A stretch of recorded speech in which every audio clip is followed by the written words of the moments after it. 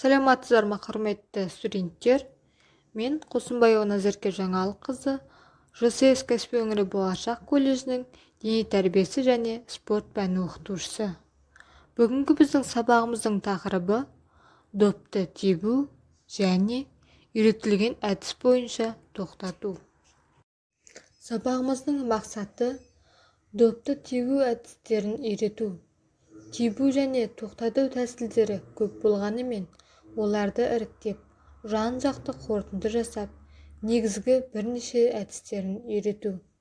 Допты тебу дәлдігін тексеру, оқушылардың шыдамдылық, ептілік, шапшаңдық қасиеттерін қалыптастыра отырып, допты тебу әдістері арқылы дененің кейбір жекелеген мүшелерін қалыптастырып, жетілуіне әсерін тигізу.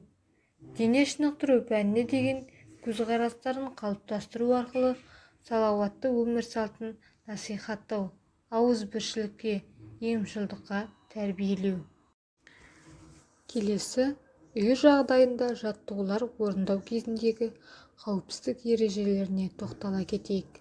Олар жаттығуларды орындауға арнайы орын таңдау, жаттығуларды орындау орындарын тазалау, жаттығуларды орындау кезіндегі кедергі болатын заттарды алып тастау, денені қыздырынбай жаттығуларды орындамау. Ендеше біз келесі жалпы дамыту жаттығуларына көшеміз. Қолды белге қойыңыз. Басты оңға солға, артқа бұрып еңкейтеміз. 1, 2, 3, 4. 1, 2, 3, 4. 1, 2, 3, 4. 1, 2, 3, 4. Аяқтың арасын кейін ашып тұрыңыз. Сол қолды жоғары, оң қолды төмен түсіріп, артқа ауға қарай сермеңіз. 1, 2, 1, 2, 1, 2, 1, 2, 1, 2. Жүзу жаттығуы. Жүзген сияқты қолыңызды сермеңіз. Бұл иығы пен қолды жаттықтырып, омыртқаны түзейді.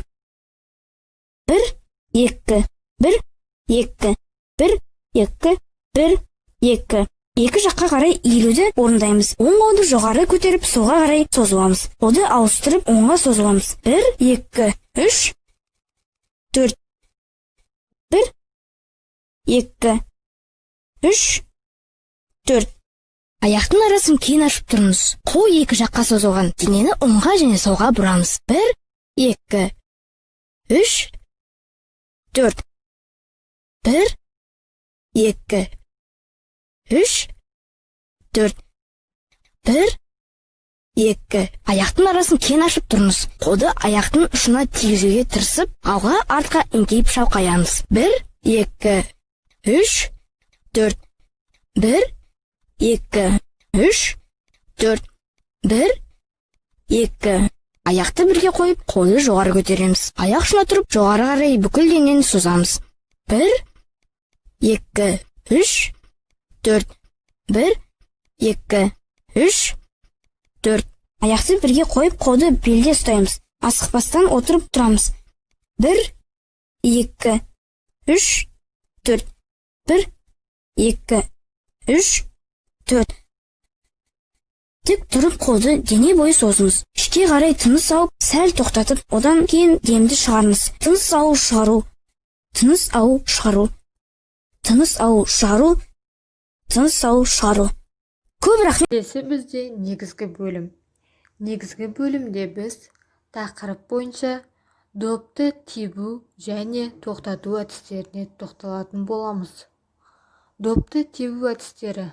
Олар: допты табанның ішкі жағымен тебу, допты табанның сыртқы жағымен тебу, допты аяқтың ұшымен тебу, қозғалыссыз жатқан допты тебу, баспен ұру әдісі және де домалап келе жатқан допты тебу тәсілі. Допты тебу тәсілінің осындай түрлері бар. Ендеше біз әр тәсіліне жеке-жеке тоқталып өтейік. Допты табанның ішкі жағымен тебу.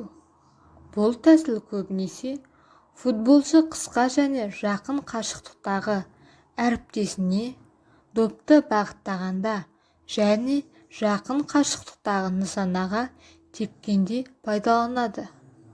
Осы ойын тәсілдерінің негізгі ерекшеліктерін қарастырар болсақ, допқа ұмтылып жүгіру, допты көздеп тебетін бағыт бір сызықтың бойына орналасқан. Допты тебетін аяқтың серпілуі ең ақырғы жүгіру адымына байланысты. Тебу қозғалысы балтырдың сыртқа қарай бұрылуымен бірге сыртқа және жоғары қарай бағыттала тікбұрыш жасап, доптың ұшу бағытына қарай қозғалады. Допты аяқтың ұшымен тебу. Бұл тәсіл көбінесе допты кесіп тепкен кезде қолданылады. Допты аяқтың ұшымен тебу көбінесе дайындықсыз, ойламаған жерден нысанаға допты бағыттап ұрғанда қолданылады.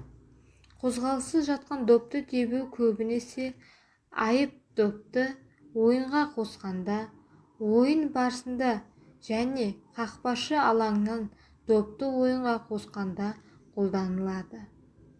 Қозғалыссыз жатқан допты тебу. Бұл әдіс көбінесе айып добын ойынға қосқанда, ойын басталарда және қақпашы допты ойынға қосқанда қолданылады.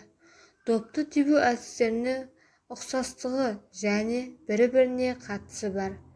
Тек бір өзгешелігі ұмтылып допқа жүгіру кезінде жылдамдық ауыспалы әдістермен орындалады. Баспен ұру әдісі. Бұл тәсіл ойынды жүргізу барысында ең керекті тәсілдердің бірі. Бұл тәсіл ойында белгілі бір мақсатқа жету, допты қақпаға енгізу және допты әріптесіне беру үшін қолданылады. Допты көбінесе маңдайдың ортасымен ұрады, бірақ ойын барысындағы әртүрлі жағдайларға байланысты сан алуан ерекшеліктері болуы мүмкін. Домалап келе жатқан допты тебу тәсілі. Бұл тәсіл қозғалыссыз жатқан допты тебуге ұқсас. Тәсілдің негізгі бір ерекшелігі келе жатқан доптың қозғалыс жылдамдығы мен тебетін адамның жылдамдығына сәйкес болуы. Допқа ұмтылып бағыт алу қозғалыстары мына тәсілдерден допқа қарсылас ойыншыға оң немесе сол қанатпен қашудан және де басқа түрлерден тұрады. Домалап келе жатқан допты тебудің қай түрі болса да, доптың қозғалу жылдамдығына қарай оған тосқауылға тірелетін аяқ қойылады. Келесі кезекте допты тоқтату әдістері. Жоғарыдан келген допты аяқпен доп ортасына тиетіндей етіп, доп бағыты бойынша жоғарыдан төменге қарай күтіп алып, доп жылдамдығын бәсеңдетеміз. Қажетті доп бағытын бейнеде көрсетілгендей аяқ басын оңға, солға бұру арқылы өзгертеміз. Допты тоқтату ойыншының өзі меңгеруіне және допты беру, алып жүру, қақпаға соғу секілді алдағы ойын іс-әрекеттерін жалғастыруына мүмкіндік береді. Допты табанның ішкі бетімен қабылдау. Қабылдаушы аяқ табанын керекті бағыт бойынша бұрамыз. Қабылдаудың мақсаты допты өз бағыты бойынша игеру. Өкшемен допты алу кезінде дене салмағы тіреулі аяққа түседі. Аяқ тізеге қатты бүгілулі болады. Қолдарымыз еркін созылған қалыпта тепе-теңдікті ұстап тұрады. Допты кеудемен тоқтатқан кезде аяқ арасы алшақ, көкіректің жоғарғы бөлігі допқа қарай ұмтылған болу керек. Доп кеуденің серіппелі қозғалысымен және алға сәл еңкейген күйде тоқтатылады. Сіздерге берілетін үй жұмысы футбол ойыны әдіс-тәсілдерін үй жағдайында қауіпсіздік ережелерін қолдана отырып қайталау және де бүгінгі тақырып бойынша қамшы жасау. назарларыңызға көп рахмет.